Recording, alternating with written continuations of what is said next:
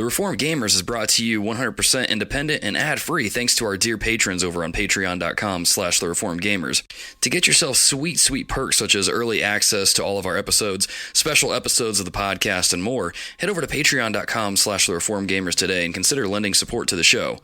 Without further ado, let's hop into the show.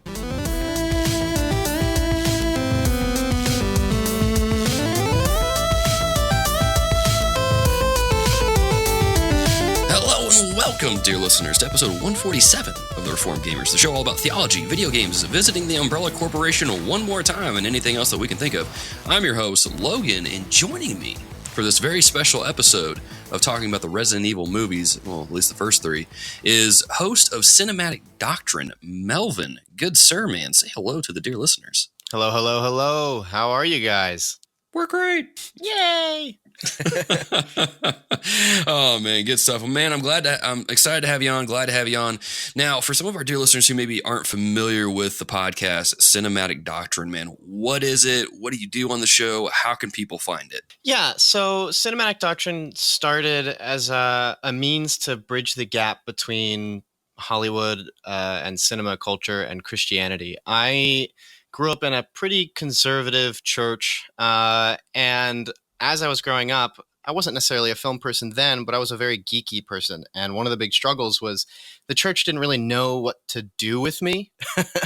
And not to say that there was a problem, but it was more like the relation to me wasn't there. And it's not to say that you need to be in the same hobbies to get along as Christians. In fact, the great joy of being a Christian is that you get along because you're all brothers and sisters in Christ.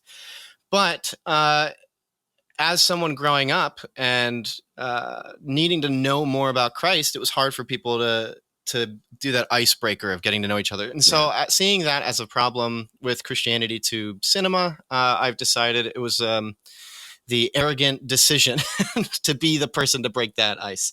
And so Cinematic Doctrine focuses on not just your standard Marvel fare, but cinema as a whole. I'll do some art house films. I do some R-rated films. I get into some horror. In fact, most of my reviews are horror movies because they're kind of my favorite genre. And I go about them with an awareness to what the director's doing. What's the zeitgeist of this film? Why did someone make this? Sometimes I'm really against them. For instance, I saw Hellboy this year, and it was terrible. Also featuring Mila Jovovich, so that's interesting. It was the worst thing I've seen in the world, and I really railed into it. It was a disgusting film, but I'm not afraid of doing that. But I always try to make sure I'm respecting those who make these movies, because if I'm trying to do an outreach in that sense to cinema fans, then I can't be that prudish Christian guy who just rails into non-Christians. I need to come about it with a sense of care. But then also I need to be respectful to a Christian audience. And so I try to approach films that I think are accessible, that I think have something to offer to teach us culturally. And so that's sort of how it goes. About 15 to 20-minute episodes, no spoilers, super accessible in that sense. And you can just go into it and give it a go. Yeah. Right on, man. I actually really enjoyed your John Wick episode. I hadn't seen the movie, but I was going to listen to it anyway because I'm like, I'm still going to see the movie regardless if it's spoiled. yeah. But yeah, like I think you do some pretty good stuff over there. I like your show quite a bit. I have a few more episodes queued up, Godzilla being one of them, and then I saw that you did It Follows, which is one of the most intriguing horror movies I've ever seen. So I'll be listening to that this weekend as well. I'm so behind on podcasts. Like I've got a huge backlog of stuff to listen to, and but I'm excited. Man. I'm glad to have you on. This should be a good time, or maybe not. I mean, here's the deal, dear listeners. This episode came from a poll. I think it was in the Cinematic Doctrine group, right? Yeah. I held it on the Facebook group, which you guys can also head on over to. I'm just putting that out there. There you go. Dear listeners, we'll have links to all that stuff in the show notes as well. So check your podcast app and you can go straight to them. But Melvin put a poll out asking, like, hey, if we did a show together, what video game movie should we talk about? And much to my surprise, shock, and disgust, the Resident Evil movies came out on top, and I'm like, these people hate us. These people just despise us. Yep. But I thought, you know what? I'm gonna give these movies a shot. I've only seen the first one and the second one like years ago, so I don't really remember a whole lot. except for that cool like laser hallway section where I'm like, oh man, that's cool. I never watched the third one, so I'm like, I'm going to give these movies a shot. I'm gonna try them out and see what we think, and you guys will have to keep listening to figure out how my thoughts have changed or if they just got worse. But before we get into it, a little bit of housekeeping, as per usual, is our YouTube content. Our series on Fury is officially done by the time that this episode releases. So you guys can go over to youtube.com, check that out. Check out our footage on Crash Team Racing, Super Mario Maker 2, a lot of different things we'll be putting up over there. So go check out youtube.com/The Reformed Gamers and enjoy. But we're going to start off the show like we always do. Without further ado, we're going to get into a little bit of what we have been playing. And Melvin, since you are the guest of honor, you get to go first, man. What have you been getting into lately? Thank you. Yeah, so I ended up finishing so Steam Summer Sale is happening right now while we're recording, and I've been waiting to pick up Outlast 2 for a while because it's expensive, and that's just the life I live, is I'm not going to buy expensive things except for Doom Eternal. So there you go. So I ended up finishing the Outlast Whistleblower DLC, which was crazy. And then that opened me up to play the second one. And it's been interesting. I know that was one that a lot of people were anticipating, because I know Outlast kind of came out, I guess a few years after Amnesia and the same time as The Machine for Pigs, which was not very good. And so I know it's a popular franchise as far as survival horror is concerned. And I went into Outlast 2 knowing what it's about. I mean, the whole premise is that you're a reporter, or with you and your wife are reporters, and you head out to this like kind of remote area. Your helicopter crashes, and you end up in just this terrible cult village where they're trying to kill the Antichrist. But while they're doing that, they're killing each other. And also having a very, it's crazy. And these guys at Red Barrels are really not afraid to get into some crazy content. And that doesn't always bother me, because I do think that there is a way that we should be able to engage difficult topics and difficult realities without glorifying them. And that's a hard thing. Yeah. I'm still out on whether or not I think Red Barrels is trying to glorify evils. I mean, one of the opening things in Outlast 2 is it explains what content's in it, and then it says, have fun. And I'm like, okay. You're about to witness all this death, destruction, and murder and stuff, but have fun. Enjoy. Yeah.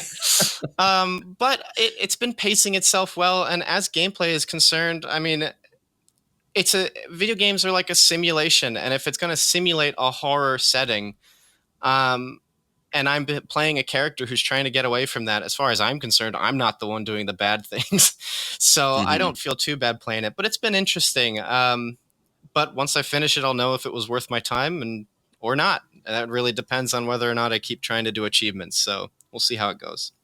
I could go for days talking about achievements and trophies and all that stuff. It's always good. It's very addicting. It's a very destructive habit to start. I don't recommend anyone get into it, but once you pop, you can't stop. That was a game that Outlast 2 was a game that I was interested in for a while, because I played the first one and I played the Whistleblower DLC, and the games just kind of fascinated me in a certain way, just checking out like the themes that it tackled of like just insanity, horror, religion, and those kind of things. It was fascinating. It's not a game I recommend everyone play, because it's very dark and it just deals with some heavy themes. It's not a game for everyone. But this one, like I remember when it first came out and they unveiled the picture, and I think it was like an upside down cross, or a cross was in it and a cross was on fire, something like that. Yeah. And man, we talked about it in the TRG Facebook group for a while, and like, man, that was a polarizing reveal. There were some people that were like, dude, this sounds interesting. And then there are other people that are like, this seems evil. We shouldn't play this. And I'm like, yeah. I'm just going to go play Mario, so you all do what you want to do. There you go. And then someone makes a Mario Maker level, and it's like an upside-down cross, and you're like, no. But it is interesting, and I do think that the discussion is important to have, but I also think, like, as I've been playing it, it is aware that it's dealing with a cult that, like, is very much getting the gospel wrong. I mean, one of the pages you find, or a couple of them, are this fake gospel that this guy is writing. In fact, I think one of the pages is filled with mistakes, as though it's his first draft, which is a really interesting idea. And I always kind of think how I enjoy when there is media that does have a religious sense, even if it's wrong, not necessarily in the sense that I like when people are led astray. It's not that, but more that it's an awareness of like, there is something else out there. I mean, C.S. Lewis, I think, has like in Mere Christianity, he's talking about like relations with other people that are religious. And he says you're already like one step closer to evangelizing if they accept that there must be something else, as opposed to the atheist who rejects that there's something else, or at least rejects what that thing is. So but yeah, it really does come down to treatment of content, because scripture is filled with some difficult topics, but it's scripture and God wrote it. So one, it is good. And then two, it gives an example that there is a way to approach very, very difficult and painful stuff. So yeah, I do remember those discussions in TRG, because I was like, oh, I'm excited. And then there's a bunch of people that are like, no, don't buy it. And I'm like, what? Why? Yeah. You'll have that. That's a great thing about the internet. You get everyone's opinions. But yeah, so cool. So yeah, you'll have to let me know when you finish this, man, if it's a game worth picking up, because I might get into it, because just listening to you talk and just thinking through some things, that might be an episode in the making. So just saying. Mm-hmm. But you brought up Mario Maker, and that's a good segue into what I've been playing is Super Mario Maker 2. You guys can go check out the first look that I put on our YouTube channel, youtube.com/thereformedgamers. I'm not going to lie. I didn't play the first game on the Wii U. I just didn't get around to it, and didn't play it on 3DS when I got ported over there. So I was excited to play it here, but man, like, I didn't expect the game to have this much content in it. Like, it's insane at how many just different levels there are in just the story mode itself, which I think a friend was telling me there's over 121 levels that Nintendo made for this game, and they're all different, they're all unique, and I'm like, that alone is like worth the $60 price point. But then you have the added bonus of people making their own levels, so you just have a constant stream of new levels to play every single day. And so it's just, I'm having a blast with it. I finally started making a level, but I didn't realize until I got done with the level that it's all underground, and it's kind of like a dark looking level with like fireballs and Goombas being trapped in a certain level to kind of freak the player out and psych them out, and there's ghosts and stuff. I'm like, is this really my first attempt at a Mario Maker level to create a horror themed one? Wow. I must not have had my coffee this morning or something, because like that's where my brain went. But it's cool. Like man, the way that you can create levels in that game, like it's got a lot of depth to it. You can get real creative with it.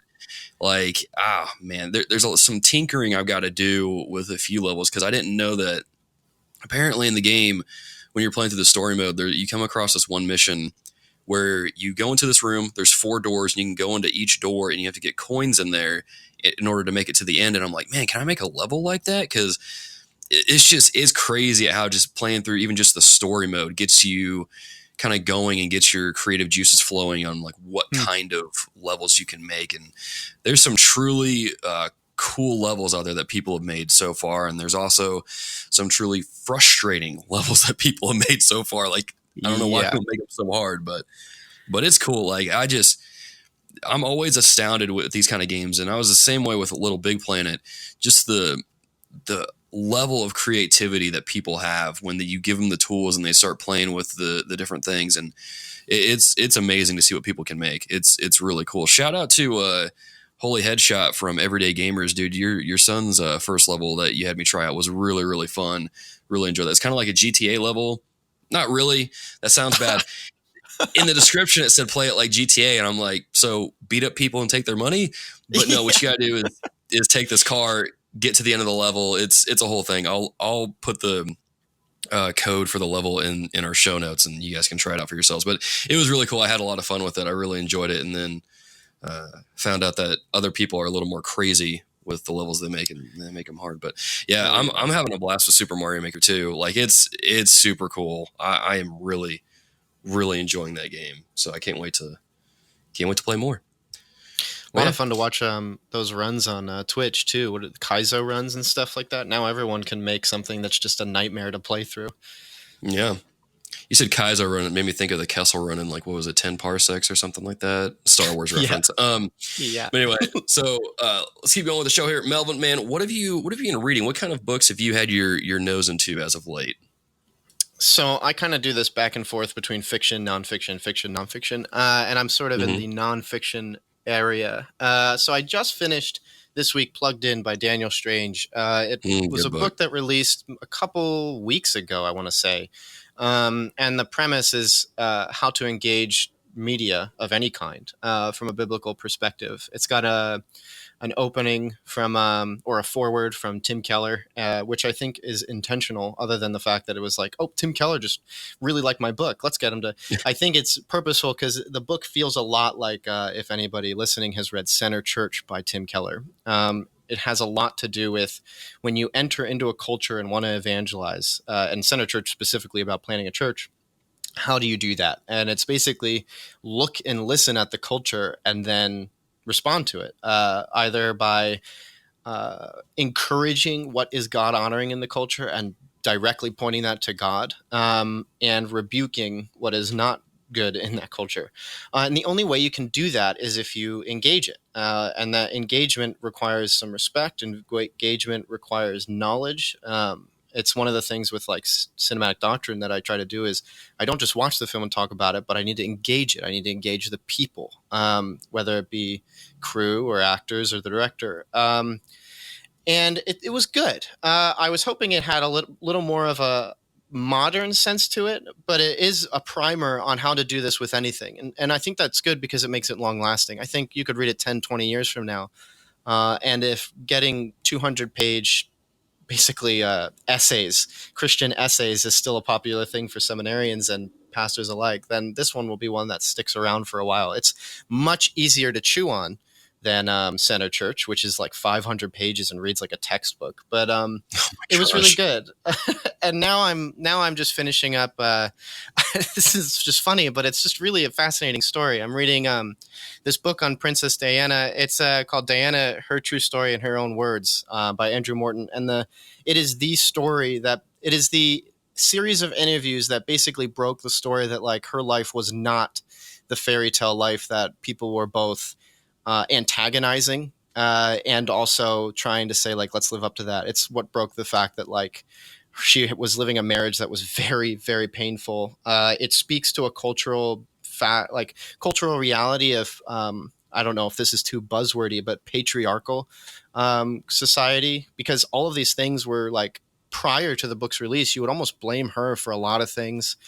Even her parents had situations where her mother was blamed for stuff. But then you're learning what the real thing is, which it's all based on interview tapes that she had, because there's a really convoluted way that they had to get this book written without getting caught, basically. And you're learning like there is so much going on in regards to the royal family and the stigma about men and women and the treatment of each other, which really fits in with how we're going to be talking about these Resident Evil movies, at least one of my approaches to them.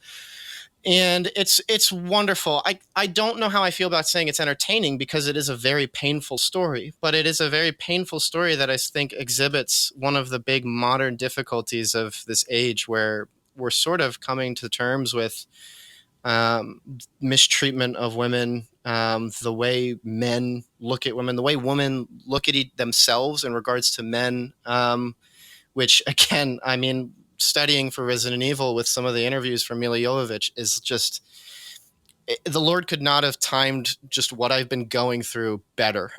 So before I keep running at the mouth there, it's very good, but it's like a 16-hour Audible book. So if you want to jump into that, you're going to be in there for a while. Yeah, sounds like it. Man, that's a beefy book. Mm-hmm.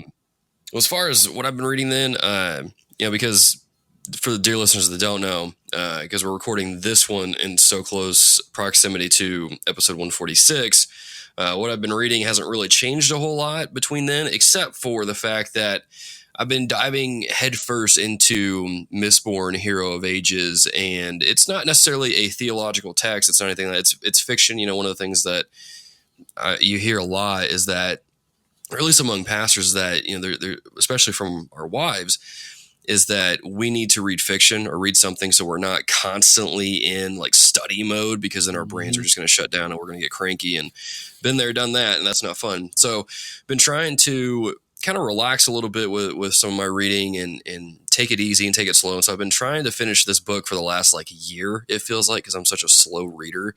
And which is funny because I complete games faster than I read books. So I don't know, probably a correlation there. But getting close to the end of this series now, or at least the first 3 books in the trilogy. There's another trilogy after this that I'll get into.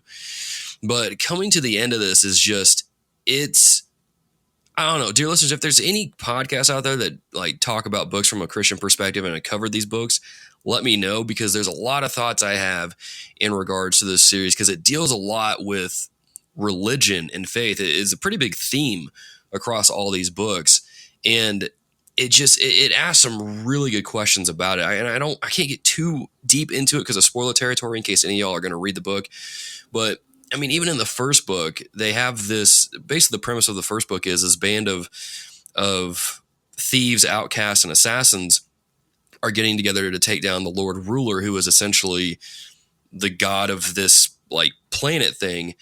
And they're asking the question constantly, like, are we doing the right thing here? Like, I mean, this guy's like bad, he's evil, but if he's God, then he's the one that defines that stuff. So does that make us the bad guys? And I'm like, whoa, there we go. Getting some presuppositional apologetics in here. Yeah.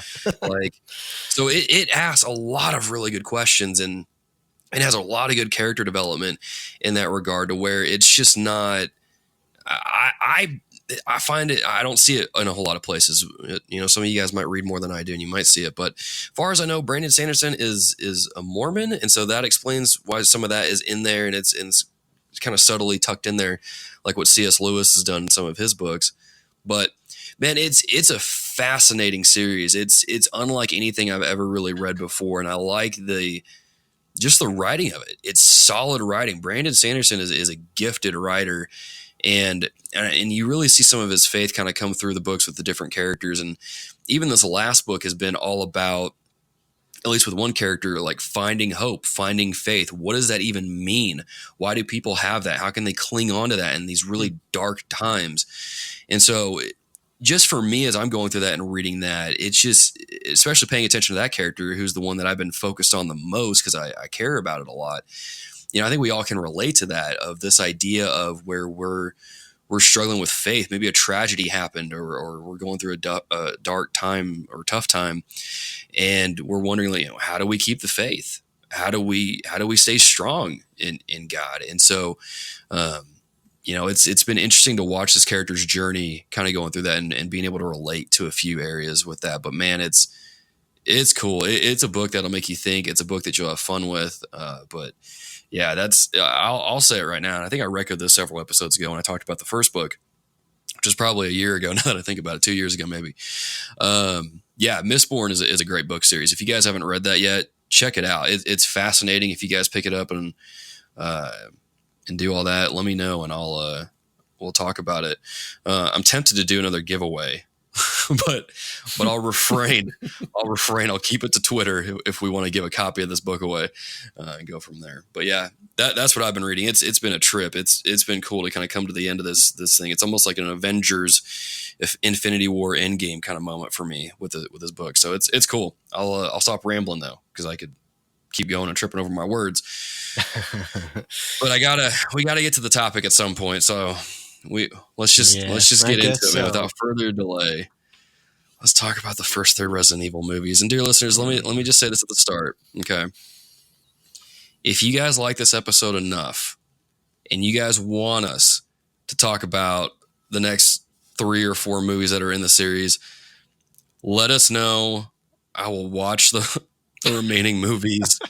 Melvin, I don't know if you want to put yourself through that, but we'll try to do it, and we'll see if we can do an episode on it, and we'll go from there. So we'll see what you guys think. So here's the thing. The Resident Evil movies came out in 2002, and I remember watching this, a little personal history for me. I remember watching this with some of my cousins because we were excited, because we had played the games and we enjoyed the games. We were terrified of the games, but we wanted to watch the movie. And I remember watching it and thinking, oh, this was kind of cool. But after I thought about it and got a little bit older, I'm like, those movies were kind of bad. And then I watched the second one. I'm like, this is even worse. Like, so I find it interesting that people chose this series for us to watch, and it's not. What's interesting is that you look online and people don't really like these movies, yet there have been, I think, 6 or 7 entries into this entire series. So there's got to be a crowd or a fan base for these movies somewhere. I don't know where they are. I don't know where they exist, but they're around. They've gotten so many entries because of people supporting it. So I guess let's start with this. Before we get into the movies themselves, let's talk about the games for a little bit, because we are a gaming podcast and we're going to do what we want on the show, I guess. Let's talk about our history with the game. So Melvin, man, I'm going to kick it to you. Have you played the Resident Evil games? What's kind of your history with them? Do you enjoy the series? Are you a fan, or kind of where are you at with that?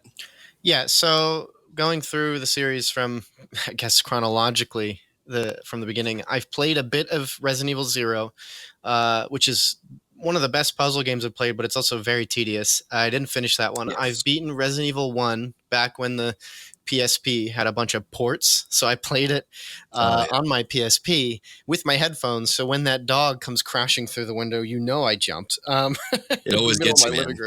And I finished that one. I really enjoyed it. I picked up 2, and I enjoyed 2, but I never finished it because at the time I really didn't like the game mechanic of choices give you good or bad endings. And when I realized I was probably making a choice that gave me a bad ending, I just stopped. And I was really far into the game, so that was stupid. But, I mean, now there's a remake, so maybe I'll give that a try. I never played 3. I got really far in 4 at a friend's place, and I really enjoyed that one. And this friend had beaten this game countless times, so he was basically leading me through, like, pro strats of a single-player game, telling me what weapons to level up and where all the secrets were, how to get the money, all that jazz. Played a bit of 5. I didn't finish it, and I think I stopped at a part that was very much a co-op section, and it was just really hard because the AI was stupid. 6 I never touched, and then 7 I finished. I haven't done the DLC yet. And so my experience is a bit like here and there. I understand the main focus of each game is more about, or at least the good games, is survival horror, balance of when to fight and when not to fight, resource management, and puzzles, which I really enjoy puzzles in video games. I think that's probably one of my more favorite mechanics that when they are done well is well done. So I'm definitely not the best person to ask as far as like, or at least I would say I'm not the best person to ask as far as like if we're going to start comparing games to movies, but I think I played enough that like, other than them being just bad movies, I know what makes them bad as far as being Resident Evil. So, right on, yeah.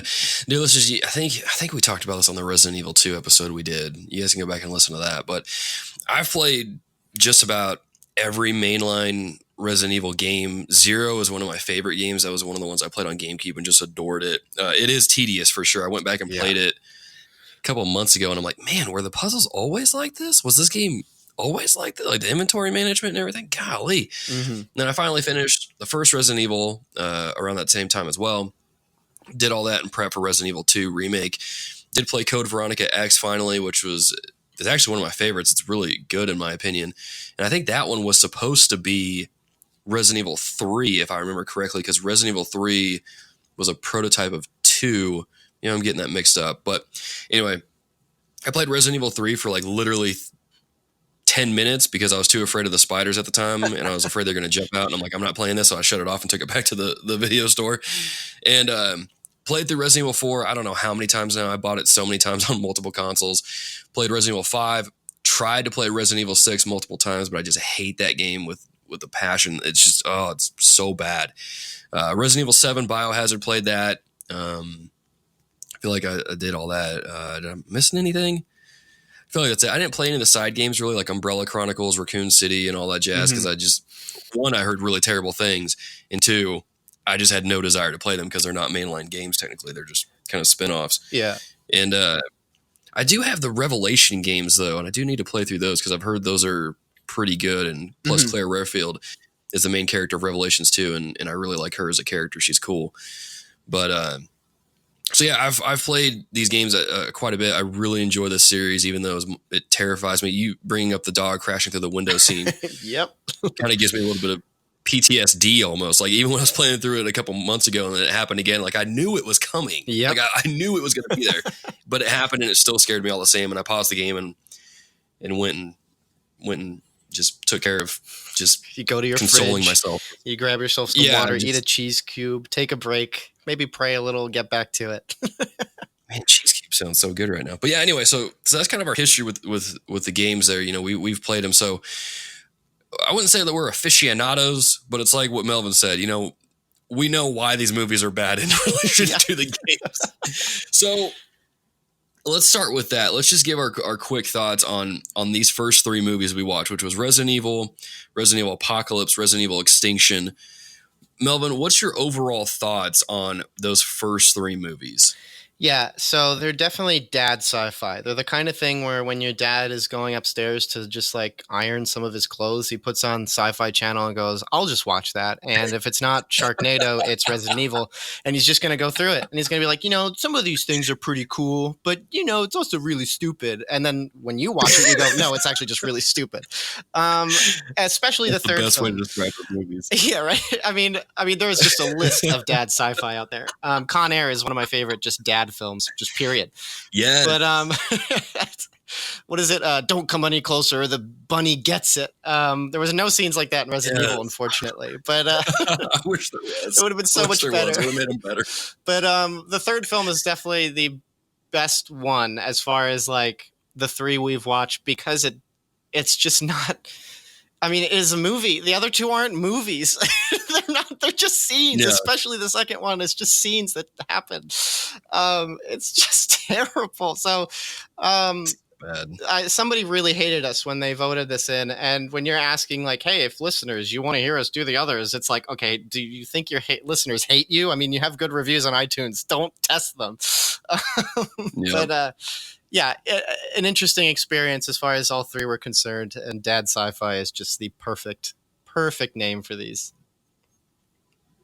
Yeah, I agree with pretty much everything you said. Like I said at the beginning, I watched the first two movies back when they first came out when I was younger, and I was like, oh, these are kind of cool. And then I thought about it more, and I was like, no, these movies are actually really traumatic experience. And, oh my gosh! And then reliving those movies again, I'm like, what? I'm like, what in the world? Like, watching the first one again gave me a little bit of nostalgia, and so that's kind of why I was like, this ain't so bad. You know, this is fine. It is what it is. But then I got to the second movie and was like, nope, these movies are really, really bad.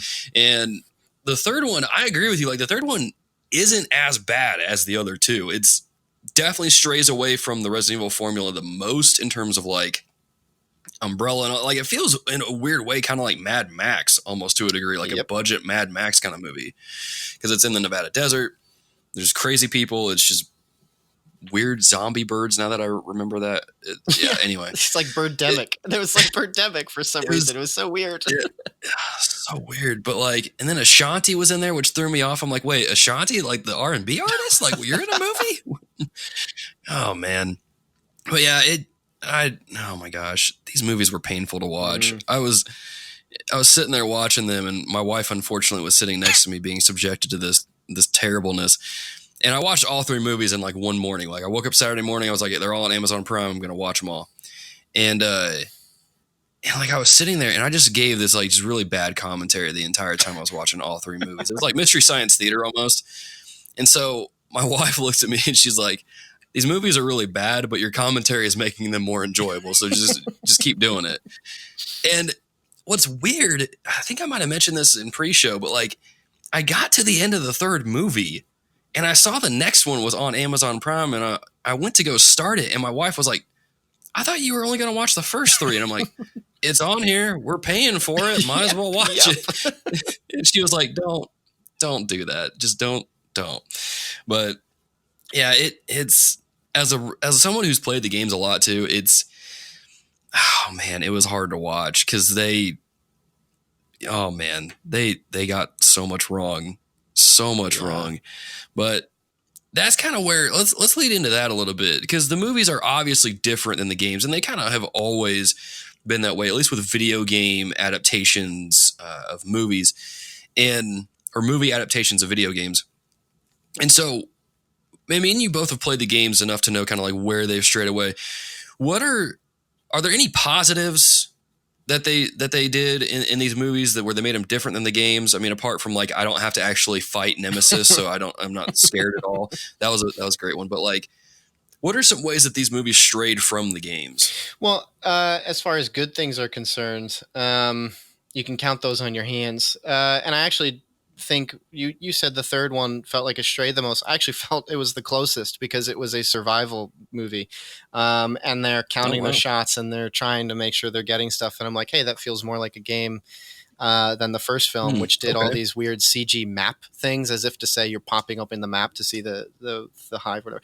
But yeah, as far as strayed goes, I mean, it strayed. The first two especially stray in making them more action. So it's almost like prophesying where the franchise was about to go as being more action oriented. And they're just. I mean, it's interesting. One of the things I was listening to about like Mila Jovovich talking about her character, she started commenting on like the outfits of the females, and they're like skimpy, and she's like, "Aren't they great? It's just wonderful. It's so wonderful." And you're listening to this, and you're like, "No, it's not." But they kind of, at the time, especially as gaming culture is perceived, and in some ways shown, like Jill Valentine has a terrible outfit in the first game. You're trying to hide from zombies and you're wearing like a pencil skirt and like a crop top. Like, what's going on? And so the films don't stray that far, but that's one choice where they should have. Because Alice, who is Jovovich's character, is like, her introduction is she steps out of a bathroom and there's a skimpy dress.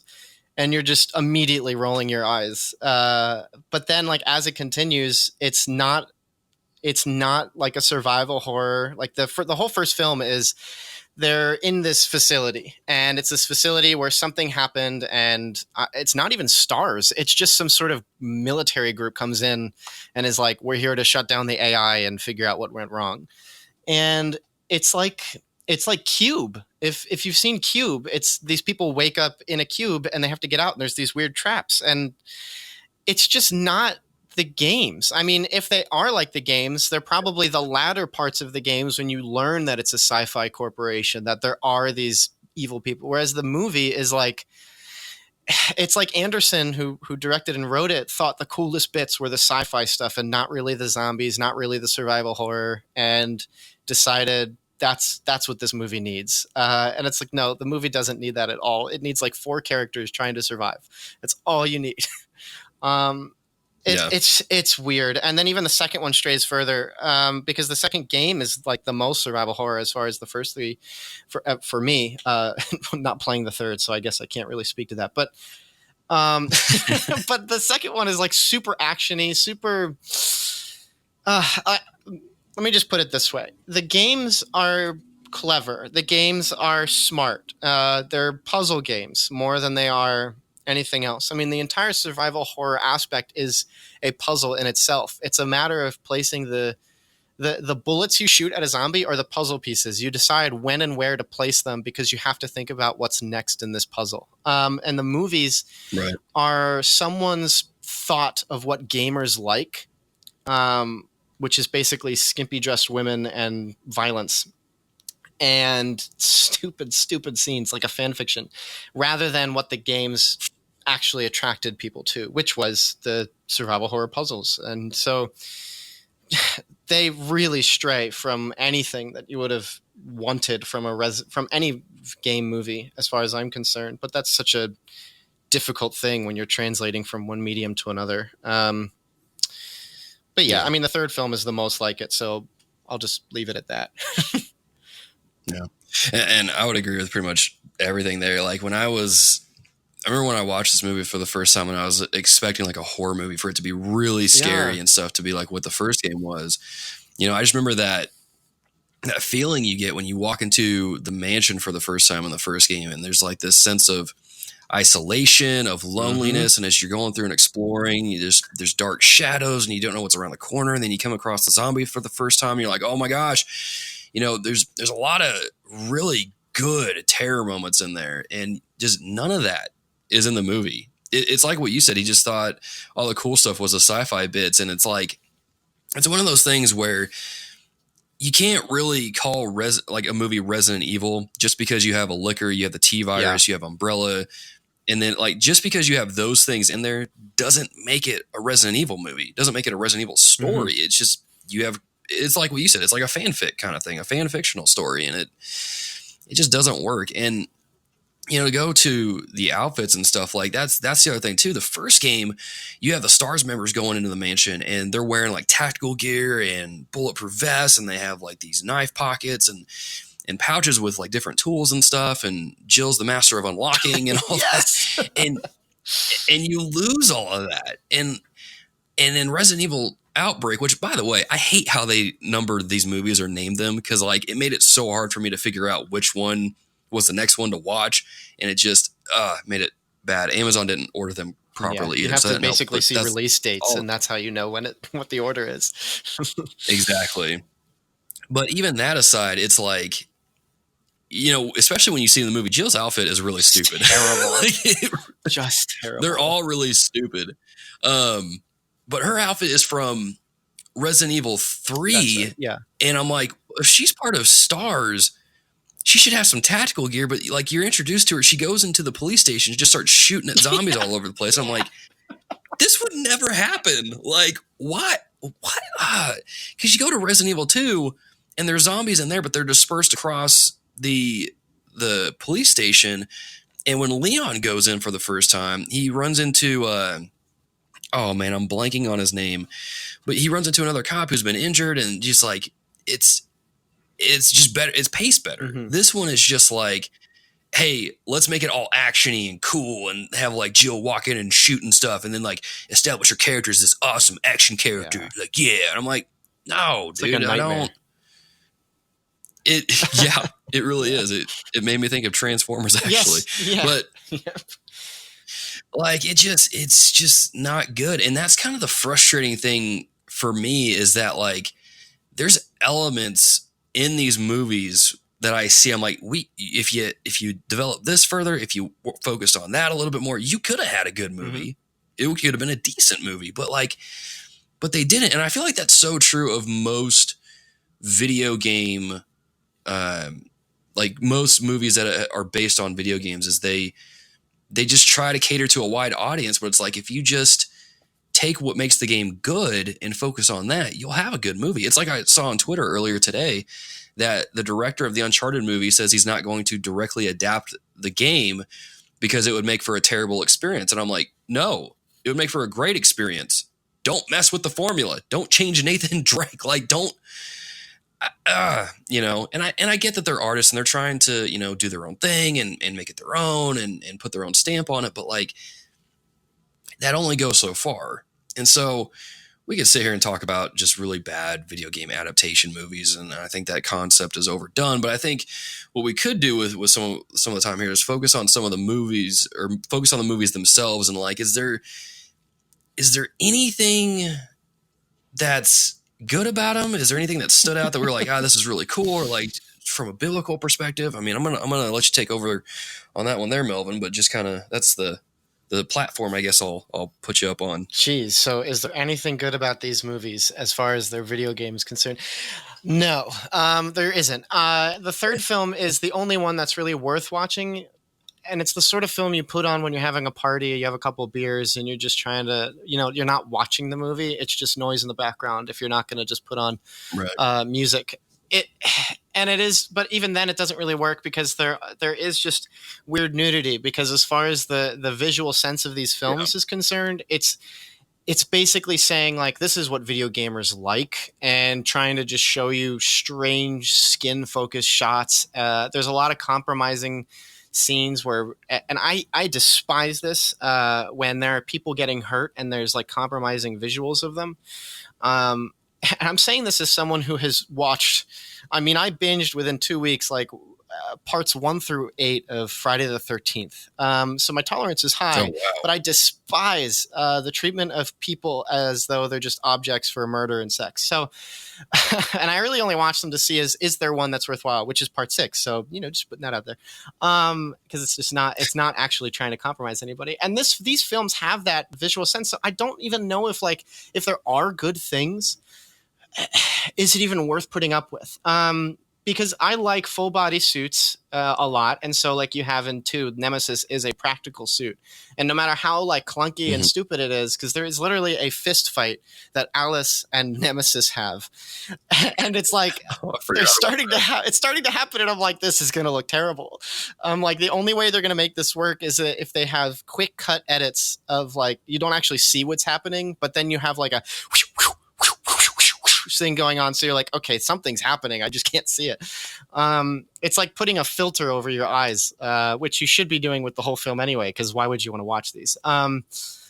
It's just terrible. And that's like the only thing you can step away with as far as like what does it capture that's worthwhile, and that's not necessarily video gamey, that's just movies. Of course, I don't know why I even said that just now, because I don't think I said a single good thing. It's just nope. So it's just. Oh man, just trying to wrap my head around this is so hard, because I stepped away from the first film. Okay, so my experience with the first film is I have the curtain shut. I'm watching it in the morning, so the sun's shining through. So I'm trying to make it dark and just the environment for watching the movie, for immersing into the film. And I am by myself, curtains closed, nobody knows what I'm doing, and I am embarrassed. I am just embarrassed by this movie. I'm like, this is happening, and I'm watching it. Why am I watching it? So, oh man, just that question does not work well. There's nothing good to really answer with here. And if you can say something good, look, you should get an award for that. I think that's like, you have the best podcast in the world if you can pull something out of that that's worthwhile. Because my brain, man, dude, just can't. I just can't do this. I just can't do it, man. I think when folks voted for these movies, this is the kind of response that they were looking for. Yeah, they were wanting to laugh at our own misery. But yeah, I agree with you. And he brought this up, and I totally forgot to even talk on this. The whole compromising thing is like, in going back to this idea of like, these are what the people making this movie think gamers are into. Yeah. I'm sure there's a demographic that are into that, but it's just like, I remember watching the first movie and like, I was like, oh yeah, there's no nudity in this. It's fine. And then like, you see like Mila Jovovich, like her side, in towards the beginning, and I'm like, whoa, I didn't need to see that. Yeah. And then you keep watching, like later in the movie, she's practically naked, and then in 2 it goes up even more. 3 it's even more prevalent because there's so many clones of her, and it's just nude, and I'm like, why? Just why? Yeah, like, yeah. And what is this? Like each film starts and ends with her naked, and it's not necessarily super visual. It's just to have that mentality, to want to put an actress in that position. And she is a woman who is willingly doing it. She was a model before, and all of her interviews, at least at the time of these movies, was very much like, oh yeah, it's great. It's so empowering to just have a strong woman who also is just so body positive. And, I think women watch these films and think like how cool it would be to be powerful and beautiful and all these things. And they're really just comments of like, just like positive objectification, which is a phrase that shouldn't really exist. There is no such thing as positive objectification. Yeah. I mean, becoming an object is horrifying. I mean, that you're just subjecting yourself to people using you, and the fact that all 3 of these films start with that, and it's just, it makes it so hard to get through them, because you're basically going, all right, well, once I get past this, I now know what the mentality of this person who's writing it is. In fact, I would be fascinated if the rest of the films in this series do that, like start and end with a naked woman. I mean, it's just disgusting. Yeah, it's pretty messed up. It's one of those things where, like, I was watching it and I'm just like, okay, you're wanting to have this like strong female character, and yet you're also turning her into an object. You're really like, I can't think of what the word is, but it's like you're damaging your own statement in that way. Yeah. You know, Mm-hmm. like you can't say like we want a strong female lead and then we turn her into a sex object. Like it doesn't work. And what's funny is that, we're talking about strong female leads, and I mentioned this in the group, is like, because I asked like, how did these movies get as many entries as they did in the series? And some people were saying something about, there was different comments and stuff, but there was a point where I said, like, honestly, this movie made me want to watch Captain Marvel instead, which despite your opinions on that, it just, I'll say this, I personally didn't care for it. My wife started running around the house screaming down with the patriarchy after she watched it. So there's that. I'm totally kidding. That didn't happen. But like you talk about wanting to have a strong female lead and for her to be inspiring and empowering. And I think regardless of whether she's a male or female, I think I just opened up a can of worms. Whether the hero in the story is a male or female shouldn't matter. They should be empowering and encouraging to anyone that's watching it. And like, I didn't get that watching this. I'm like, she just seems like, I just wonder, why is Alice even here? Like, what is her purpose? To just shoot things? And then I'm just like, you compare that to, we'll use Captain Marvel, Wonder Woman, those kind of characters. Like, those are just to a degree, I would say Wonder Woman is inspiring. There's moments where they see other people kind of cowering and not doing what should be done, and they just go for it. And I'm like, yeah, that's how we ought to be. We ought to go for it and do it. I don't think any of us are called to just go in and just do all these action stunts and flip around and look cool and stuff. Like, it just seems so contradicting to what they're trying to set up. And it just didn't really ever hit home for me. Yeah. In fact, that, selfless plug. In one of my other guest appearances, we went over a film called Under the Silver Lake, which one of the commentaries of it, there's a lot, but one of the commentaries of it is the treatment of women in Hollywood. And the film does that, but also is treating women very poorly. And there's no purpose in trying to make a statement by also contributing to it yourself. What you're doing is dumbing down what you're trying to say. It's almost like saying, like, either what you're trying to say is everything that is this, like what you're declaring, everything that is within this generality is that, or you're self-defeating. Like what you're trying, like, so Mila Jovovich saying, like, I want to be like this, at the time, at least for these films, I want to be this image of women's empowerment. But what you're doing is just empowering this disgusting image that women have had to deal with for years. You're basically just trying to sugarcoat it, as if to say, like, well, why don't we just embrace it and embrace it well?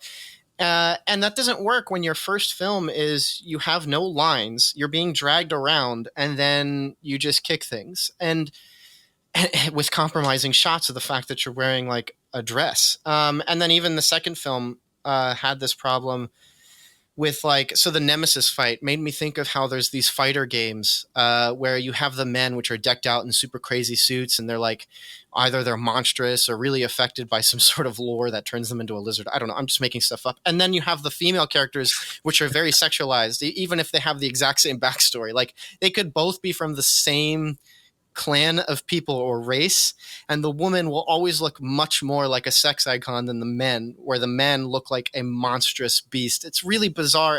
And that fight scene with Nemesis made me think that. I'm like, even in the film, they're described as basically being the same thing, except one was one test by making a super soldier, and one was the other. It just happened to be, the man turned into a creature, and then the woman turned into a model. It's just strange, and it's so dense. Like, how can you write something and be so deluded into thinking what you're actually trying to get into isn't what you're doing at all? I don't know. It's just bizarre. Just bizarre. Yeah. Which I think is really the best way that we can describe these movies, is they're bizarre. Yeah. I wonder, like, and I think I would just wonder this with any movie that's based on a video game, is like, why does it exist? Yeah. like who asked for this specific version of a Resident Evil style story? And I don't think it's anyone. But to kind of move on from this and to discuss this topic, because I put it in the notes, is this idea of, survival horror, the horror genre as a whole. And what I kind of want to get at is, because I think I've seen this on some other podcasts, like Christian podcasts, asking, how can Christians watch these things or play these games? And, I think that would be a good way to kind of get off of the movies themselves and just talk about that specific genre as a whole, man. When it comes to the idea of survival horror video games or just horror as a genre as a whole, whether it's movies or books or whatever, how should we as Christians engage with that kind of material? Because you kind of brought this up earlier, talking about how, we need to interact with our culture, interact with the entertainment, and really do some due diligence and interact with that in a respectful way that allows us to interact with others for the gospel. So when it comes to the genre of survival horror, just horror as a whole, I guess the obvious question is, can Christians interact with that? I think we're going to say yes, so we'll just skip that. But how do we interact with these things? What's the best way to approach these kind of things? Yeah, so it is a very difficult thing, because it is a yes. I think it is a yes, but I do think it's a yes with caution, because people are wired different. I had these verses all prepared weeks ago, not necessarily for this, but for another thing I was doing. But you have that story about you have the Jews and the Gentiles were eating meat that was sacrificed to other gods, to false gods. And the Jews were saying, you can't do that. The Gentiles were saying, well, I have to eat. And it was recommended by Paul that, Gentiles, you're not actually doing something wrong, but for the love of your brother, don't eat the meat. And at the very least, it reads as though don't eat it in front of their presence. So if you're at a dinner table and someone would feel really uncomfortable about eating this meat that has been sacrificed to some other god, even though that god's not real and it is meat and sustenance to live by, it would be wrong for you to put their conscience at risk. And that goes for ourselves too, because there are some things that we feel like we want to test our conscience on. Put it this way: some people, especially, are turned off by slasher films. They feel slashers are very explicitly glorification of evil and treating people like meat as opposed to people.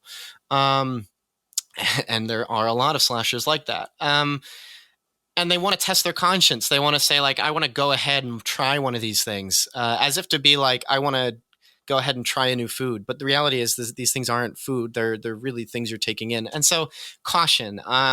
If you definitely don't feel comfortable with it, don't watch it. And if you know that you have a brother who isn't comfortable with it, don't show it to them, or at the very least, don't push them into it. You could be like, hey, this movie, It Follows, has a lot of risky content, but it's a really great film that speaks to the difficulty of growing up, the coming of age of just recognizing other people in their struggles in a more explicit sense. It's basically a film about mortality. But you can also kind of experience those things in things that don't have nudity in them. At risk of really running at the mouth, because I think I am a little bit, it is a caution thing. That said, if you're going to engage something like that, you really have to come at it patiently and carefully, because I do think there is an appropriate use of what would be aptly titled extreme content, which is basically gore and sexual content. The sexual content's the hardest one, because nudity is always wrong. You're always compromising somebody in a way that isn't medical, because if you have a medical condition that requires you to be naked, go visit your doctor and you can trust them. And then the only other time you should be appropriately naked is by yourself or with your spouse. Outside of that, you see that in Genesis when other passages that I used to have memorized, but for this morning I do not. Where is it Moses or Noah who drank too much, laid naked in a cave? His one son saw him, and it's assumed that he saw him and laughed and told his brothers. And then the brothers were like, actually, we need to go cover him, because it's shameful for us to see him in this way. It's shameful that what he did. So nudity is always wrong. But that means that if something like that is in a film, you really need to step away from it knowing how to respond to it. Know that it's wrong, look away, fast forward, or just, don't watch it because you don't need to, because a film is not part of your salvation. Christ is part of your salvation. And good on you for... Oh, whoa. You're getting Oh, controversial wow. there, man. Some people are going to be like, oh, but I have to watch. Right? I'm just being facetious. Continue. And on that, actually, I do think that my pastor recommended, or when we met one time about like my podcast, there was an acceptance of potential arrogance that I do watch a lot of controversial films. One of my best episodes and one of my most prepared is my Mandy episode. This film isn't rated, and I'm pretty sure it would be either a hard R or an NC-17 for how aggressive it is. But it's just this really rich and passionate film that is an aggressive love that struggles with, if there are such good things in the world, why do bad things happen? And it's not necessarily a absurdist film that's declaring nothing matters. It's actually struggling with this dichotomy of good and bad. Why do both exist? I love that because I am an angry person who is always struggling with, like, God, you love me. I don't want to be in trial. And I'm always going to James 2-4, which is just count it all joy, my brothers, that you face trials of many kinds. But I still get really angry about trials. I'm just an angry person. And it's a great episode, but there is an arrogance to being like, well, I'm going to put up with watching this film that has aggressive content. So that is so much. That is like a major info dump. But at the very least, I hope it's more clear than the Resident Evil films ever will be. Because it really is it really does come down, and I hate the word Christian liberty. I hate that phrase. I think it's abused, just like the terms free will, I think, is abused. But it really does come down to a bit of conscience, a bit of caring for your brother, and sometimes being a good neighbor to these actors that are in compromising positions. I mean, we watch these 3 Resident Evil films, and Mila Jovovich is willingly being put in compromising positions, and we have to step away from that, praying that our hearts are in the right place as we're discerning these things for this episode that people have voted for. Thank you so much, people, for hating us. But also, yeah, we just love you guys. But also, knowing how to engage, like, what does it mean for this woman to think this is okay? And then maybe in our church, there are women who think that some of these things are okay. They think that the empowerment of women requires more skin. The empowerment of women requires just basically being more like a man in films. And that's a whole another can of worms as regards to, like, what is a man, what is a woman. But it's... Anyways, I'm taking up that so much, and that is an info dump that could be just for my own podcast. But so I'll just pass the mic on over to you. Thank you so much for letting me have this TED Talk. Yeah, man. No, it's good. I'm glad you guys came to it. Thank you for listening to this episode. No, I'm kidding. I mean, thank you for listening. If you made it this far, you get the idea. I would agree with a lot of what you said, is that it is a cautionary thing, and a lot of it is really kind of knowing where your boundaries are, I guess, so to speak. And really what I mean is knowing where your conscience limits you. And I don't mean limits you in a negative context. It means it kind of keeps you safe.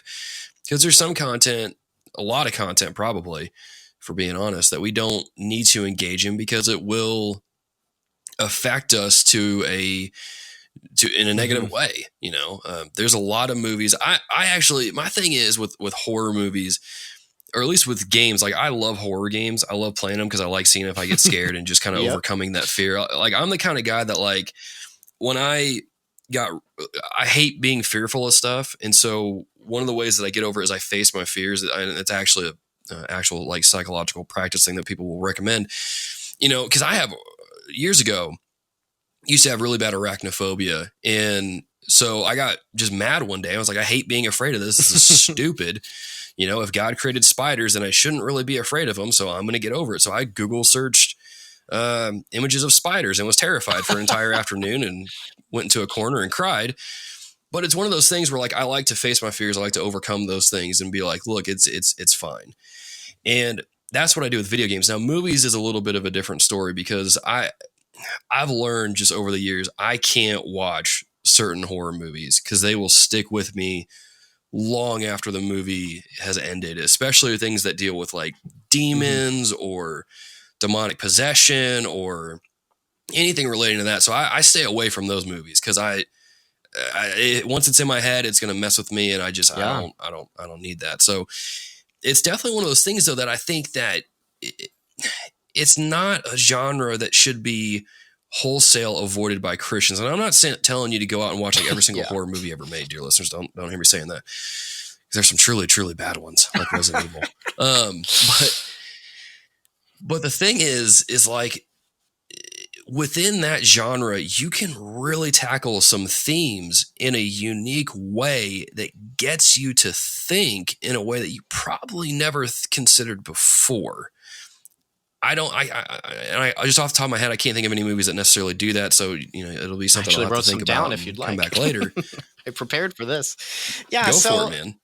And it's actually an interesting thing, because I figured mostly it's a gaming podcast. So I was starting to think about horror movies that are good, that speak to a metaphor in a very just good way, and then horror games. And I was trying to think of a parallel. I actually couldn't, and I'll get into that in a second. But you have horror movies like classic Night of the Living Dead, Romero Zombies, where the real thing of that film is that zombies were just humans in a specific way. They consume and they eat each other.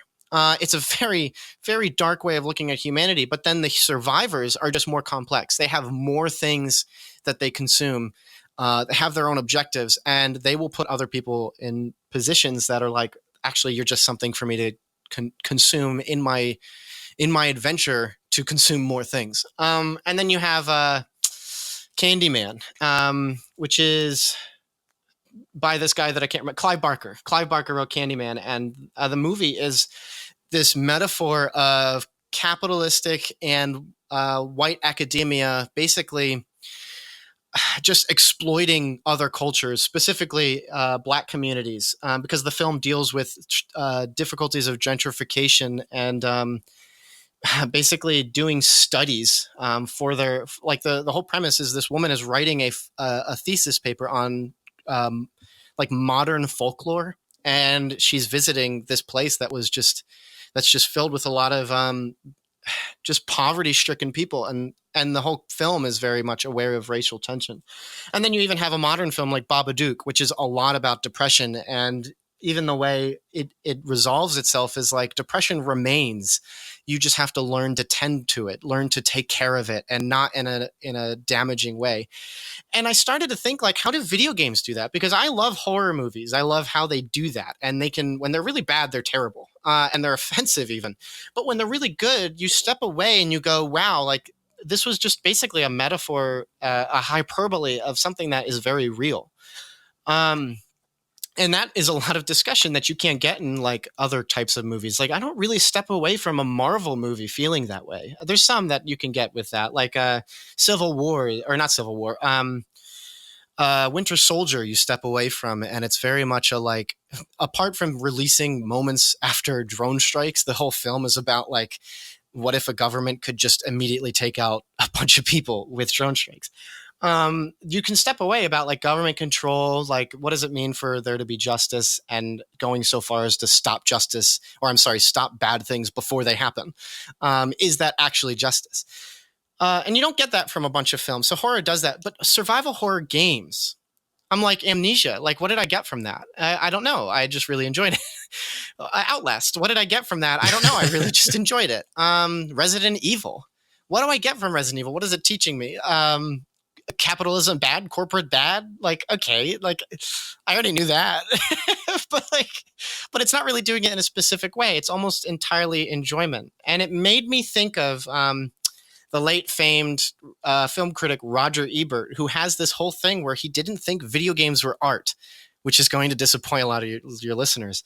And people were always trying to convince him video games are art, video games are art. But he didn't believe that, because video games had one objective at its core, which was win, get to the objective, get to the end, win. And a movie isn't about winning. A movie is like a painting. There's nothing you really win. It's just a matter of engagement. I mean, there are plenty of, and you could even then compare to like a game is to be enjoyed. If a game has a message, but it's not enjoyable, you're not going to play it. The gameplay loop doesn't keep you engaged. And a movie doesn't have a gameplay loop. In fact, some movies aren't enjoyable at all. But you step away from them really getting something out of it. So I don't know. That's a whole other discussion in regards to value of survival horror from different mediums. And I'm actually really interested to hear your thoughts because I think you play a lot more video games than I do. So you would probably be able to speak more to like the value of art. What do you step away from with video games? I don't know. Yeah, I think some of our listeners are probably thinking, dude, Logan does play a lot of video games. By the time I get past the loading screen, he's already gotten the platinum trophy for it. So I don't know why I bother. But yeah, I mean, it all just depends on the game, the kind of game that you're playing, right? I mean, there's some games that is the objective. You play it, you win. That's all there is. It's a good thing to fill the time with if you're just wanting to relax. But then there's other games like, and we talked about Resident Evil 2 Remake. Dear listeners, you guys can go check that out. We talked about that, and really at its core of what the horror is, the horror of that particular game isn't the zombies. It's not the lickers. It's not the zombie dogs. It's not even those.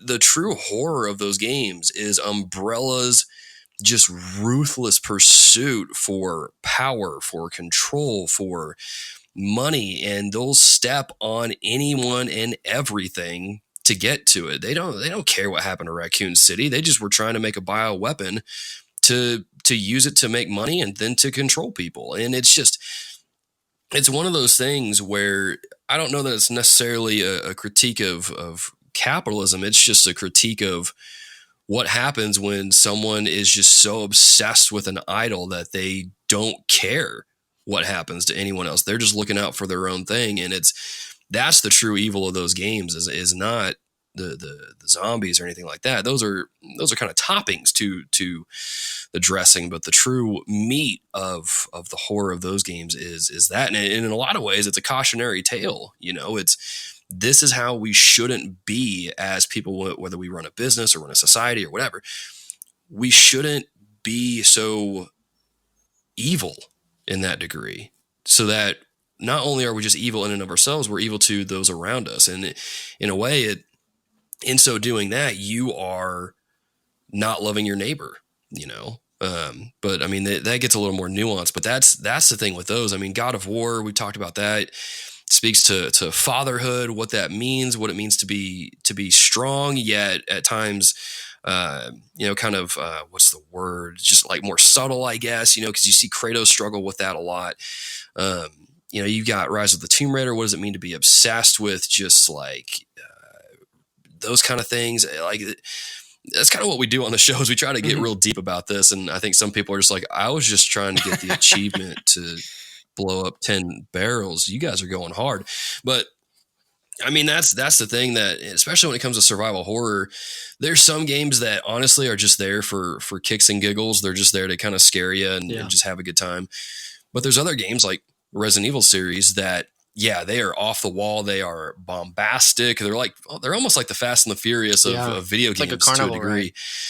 But yeah, but still, if you're willing to dig deep enough and read the logbooks, diaries, and those things that you can pick up, you see that this game is telling a story much deeper than what you see on the surface. And so, like I said, with survival horror, just as a genre, it's one of those things where you do have to be cautious with it because you just kind of have to know where your conscience is.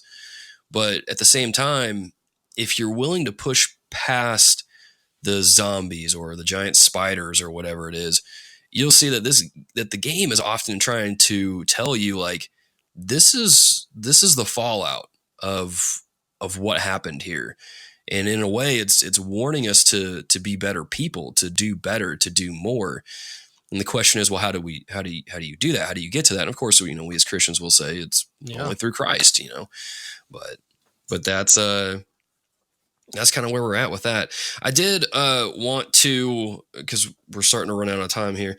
I did want to end this particular portion with some kicks and giggles. I noticed that when you look up these movies, the Resident Evil movies, thanks again, by the way, those of you that voted for this. The synopsis for these movies, at least the first one, is, I don't know. It's not even, I don't know. You guys let me know what you think. If you go to imdb.com, look up Resident Evil, and you look at the synopsis of the story, it says a special military unit fights a powerful, out-of-control supercomputer and hundreds of scientists who have mutated into flesh-eating creatures after a laboratory accident. Anything to get you to sit in that seat. Sell your tickets, man. Like when you read that sounds kind of cool, but then you watch the movie and you're like, that's not anything like it. I think is this the one that has a typo in it? Because I'm reading. Here's the one for the second movie. Alice wakes up in Raccoon City. Here, yeah, it is this one. This is the one where if you read it in Russian, it kind of makes a little more sense, but I'm not going to do that because I don't want to offend people. Alice wakes up in Raccoon City Hospital, just in Raccoon City Hospital. I guess they only had one hospital in the city. After the city has been overrun by zombies, Alice must now make it out of the city before a mucilage bomb is dropped on the city. I didn't know what mucilage meant, and I watched the movie.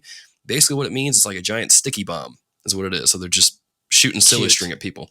The third movie is the one that's fine. Survivors of the Raccoon City catastrophe travel across the Nevada desert, hoping to make it to Alaska. Alice joins the caravan in their fight against the evil Umbrella Corps. Pretty basic, but you forgot the part about the zombie birds. Yeah. And just go watch Birdemic. It's also on Amazon. Just watch Birdemic. Oh my gosh. Why do these movies exist, dude? I ask myself that every day. I can't.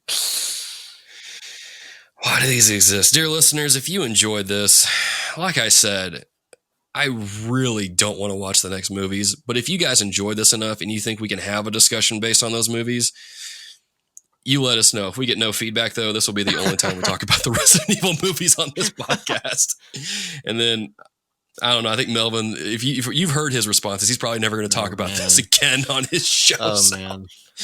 But yeah, so Melvin, we'll have to get you back on for a show discussing a video game movie that's actually worth talking about. That's more fun. Maybe I like Detective Pikachu. We can talk about that one. I don't know if you did that already, but I still haven't seen that. I'll keep that one in my back pocket. I will keep that one in my back pocket. Well, dear listeners, before we let you go, as always, this is the second episode of the month. So as always, we like to shout out those of you that support us over on patreon.com/thereformedgamers. If you like what we do here on the show, if you would like to support us, you can head over there and pledge any dollar amount really that you feel led to. Even support as low as $1 a month gets you sweet perks like early access to our episodes, early access to our YouTube content, gets you access to our Patreon feed and those kind of things. So it's up to you. If you want to subscribe to us, you can. If you don't want to, that's fine too. Although I will ask if you don't support us on Patreon, go to your podcast app of choice and leave a review and all that stuff, because that helps us out in a lot of ways too. So you can still help out the podcast even if you aren't able to help out financially. But those of you that have been supporting us on Patreon, I'd like to shout you guys out right here, right now. So thank you again for your patronage. Those people are Alex Castellanos, Alex Hooper, Austin Goudreau, Caleb Schmidt, Christopher Commander, Cody Dean, Colin Gregory, David Matthews, Derek Smith, Eric Bryant, Gareth Evans, Jake Walker, Jeff Wofford, Jesse Pennu, Josh Broccolo, Kiefer Winborn. You're a new patron, man. Thank you for that. Clay Brandon. You are new too, I believe. Thank you. This whole time I'm thanking every single one of you without saying thank you. You get it. Words are hard. Luke Kelly, Luke Strain, Mark Fromey, Matthew White Chocolate McDougal, Micah Hendrick, Michael Toller, Nate McKeever, the Jet Islander Podcast, Wesley Ray, and Xavier Medina. You haven't corrected me yet, so I think that's how you say your name.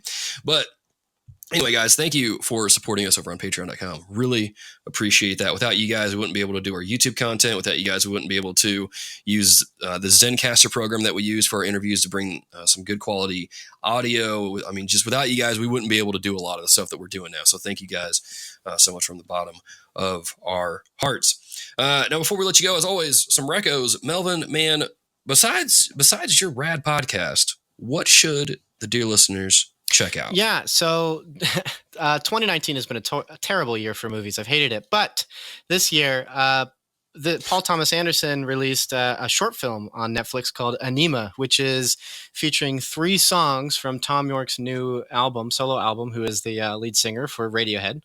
And it's very good. It even features him as one of the performers, because it's basically a 15-minute musical. It is great. It might alienate some people because there's basically no dialogue and it's some really interesting dance moves, but it's just a good short film exhibiting creativity, exhibiting what qualities make art unique, and film in particular as far as that medium is concerned. So definitely check it out. 15 minutes on Netflix, and who doesn't have Netflix? So give that one a go. Right on. Well, for my reco then is to, by the time this episode comes out, this movie should still be in theaters, but go check out Spider-Man Far From Home. I watched it recently, which is relative to the recording, whatever I'm getting to in the weeds on this. Just go watch the movie. It's super good. I will even go so far out to say that it's the best Spider-Man movie we've gotten yet. It is that good. The stuff like, oh man, I could talk about it, but I would spoil the movie in the process, and I don't want to do that. You need to go into this movie, no spoilers, just enjoy the movie, have fun, and enjoy it. So yeah, Melvin, man, thank you for coming on the show to help us, to try and discuss these movies. I don't know if we really accomplish much, but hopefully it's entertaining to listen to us just kind of suffer. I hope so. I hope it was worth it, dear listeners. But yeah, as always, or not as always, but you guys can go check out his podcast and stuff. Links and all that stuff will be in the show notes. Just open up your podcast app. It'll have links in there. You can go straight to it. If you'd like to interact with us with the show, you want to go beyond the show and kind of interact with us, you can do so by subscribing to us on youtube.com/thereformedgamers. We're putting up 2 videos a week, covering different games, covering different topics, and those kind of things like that. You can also go over to the website, thereformedgamers.com, for things like show notes, articles, just random thoughts that we have about specific games or just different doctrines. You can check that out there. You can follow us on Twitter at TRG Podcast. You can like us on Facebook. You can follow us on Instagram. All those places. Links will be in the show notes. But dear listeners, until next time, GG and amen. Thank you for listening to The Reformed Gamers, the show all about biblical theology and gaming. The reason the show sounds so good inside your ears is because TRG is edited by David Skinner. You can find extra content on our YouTube channel at youtube.com/thereformedgamers. The Reformed Gamers is entirely fan-supported over at patreon.com/thereformedgamers by our dear patrons. The following people are at the producer level or higher and will forever be thanked and mentioned here at the end of the show, as long as their pledge comes through each month. Those people are Alex Castellanos, David Matthews, Eric Bryant, Gareth Evans, Luke Strain, the Jet Islander Podcast, and Wesley Ray. Thank you for your support over on patreon.com, keeping our controllers charged, and fueling my addictive habit of getting platinum trophies. Until next time, GG and amen.